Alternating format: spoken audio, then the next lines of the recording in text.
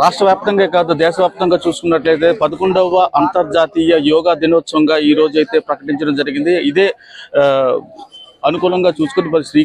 విశాఖపట్నంలో అయితే పెద్ద ఎత్తున 3 లక్షల పైచులుకుగా ఈ రోజు అయితే యోగా ఆసనాలు అయితే వేయడం జరుగుతుంది. ఇది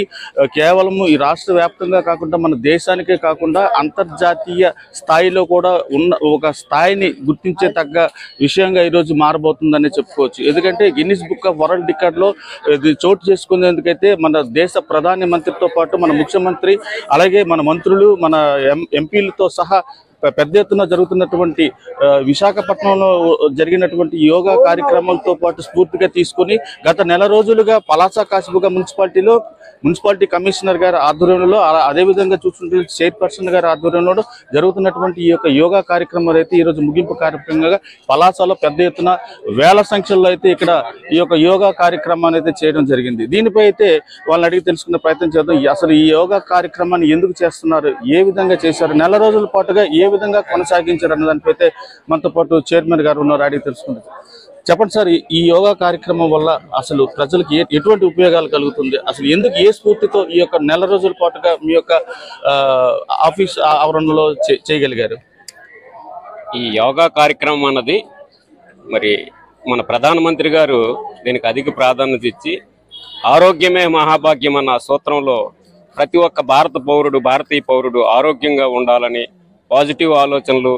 అన్ని రకాలుగా ఆరోగ్యంగా ముందుకుంటే మంచి ఆలోచనలు వచ్చి రాజకీయ పాలకులుగానే అవ్వచ్చు,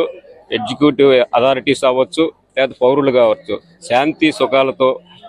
మెలగడానికి ఆరోగ్యము ప్లస్ పాజిటివ్ మైండ్ ఈ రెండు రావాలంటే ఈ యోగా ఆసనాలతో సాధించవచ్చని మన పురాతనంలో మన ఋషులు మరి ఇవన్నీ కూడా మనకి ఎప్పుడో 100 సంవత్సరాల క్రితమే మనకు తెలియజేస్తున్నారు. మోడీ గారు ఆ సనాతన ధర్మాన్ని ఈరోజు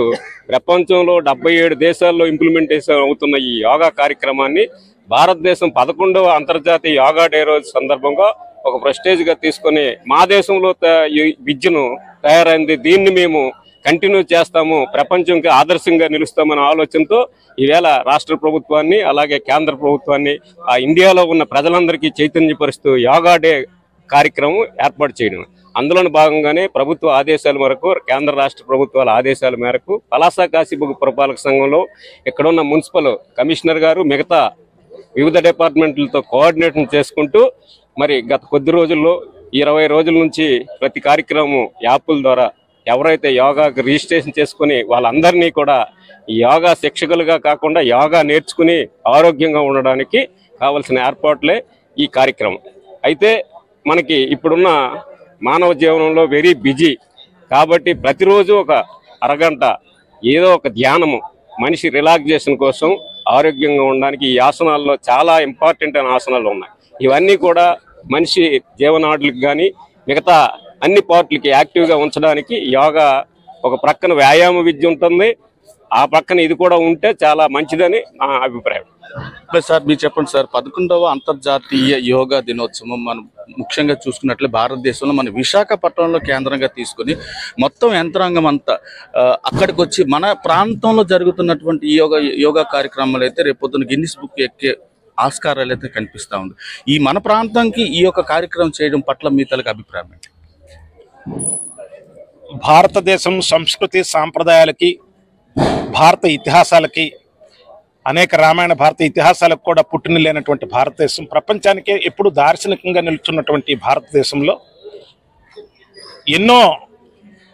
చక్కటైనటువంటి విధి విధానాలని ఆనాడే వందల సంవత్సరాల క్రితమే ఋషులు కానీ యోగులు కానీ మనకు నిర్దేశించినటువంటి పరిస్థితిని మళ్ళీ ఆ సంస్కృతిని ఆ సాంప్రదాయాల్ని ప్రజల్లో ఇనుమడింపజేయటానికి ఏదైతే అన్ని రంగాల్లో అత్యధిక ప్రమాణాలను సాధిస్తున్నటువంటి మనము ఈ ఆరోగ్య విధానంలో వెనకబడినటువంటి పరిస్థితులను గమనించినటువంటి దేశాన్ని ఏలుతున్నటువంటి గౌరవ ప్రధానమంత్రి నరేంద్ర మోడీ కానీ ఈ రాష్ట్రాన్ని ముఖ్యమంత్రిగా పాలిస్తున్నటువంటి గౌరవ ముఖ్యమంత్రి చంద్రబాబు నాయుడు గారు కానీ గుర్తించినటువంటి ఈ సత్యాన్ని తప్పనిసరిగా ప్రజల్లోకి తీసుకెళ్లి ప్రజల్లో ఒక చైతన్యాన్ని సామాజిక స్పృహని ఎలాగైతే తీసుకొచ్చామో దీన్ని కూడా ఒక మంచి సామాజిక స్పృహగానే తీసుకురావాలనేటువంటి ఒక సంకల్పంతోనే ఇవాళ అంతర్జాతీయ యోగా దినోత్సవం అనేటువంటిది దేశంలో అనేక చోట్ల జరిగిన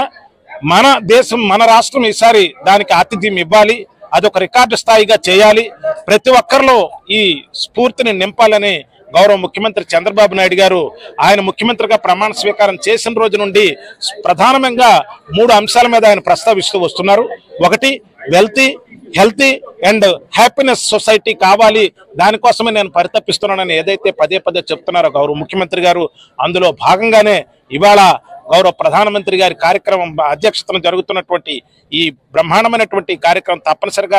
అనేక రికార్డు, ఒక రికార్డు కాదండి, దాదాపు 3-4 రికార్డులను అధిగమించే విధంగా ఇవాళ పచ్చదనానికి పరిశుభ్రతకి పేరుగాంచినటువంటి ఉత్తరాంధ్ర జిల్లాల మేరునగవు విశాఖపట్నంలో ఇవాళ ఆర్కే బీచ్ లో నిర్వహిస్తున్నటువంటి ఆ కార్యక్రమంలో 5 లక్షల మంది ఈ రోజు ఈ కార్యక్రమంలో పాల్గొనడం జరిగింది. అలాగే యావత్ ఆంధ్రప్రదేశ్ లో కూడా ఇవాళ అన్ని చోట్ల మన పలాస, కాసిబుగ్గ మున్సిపాలిటీలు ఏదైతే మనం పెద్ద ఎత్తున కార్యక్రమం చేసుకున్నామో ఇదే మాదిరిగా రాష్ట్రంలో కూడా 2.5 కోట్ల మంది కార్యక్రమంలో భాగస్వాములు అయినందుకు చాలా ఆనందంగా ఉంది. ఒక చక్కటి కార్యక్రమానికి శ్రీకారం చుట్టినటువంటి గౌరవ ప్రధానమంత్రి గారికి, ముఖ్యమంత్రి గారికి, ఈ రాష్ట్ర యంత్రాంగానికి అందరికీ కూడా పేరు పేరున హృదయపూర్వకమైనటువంటి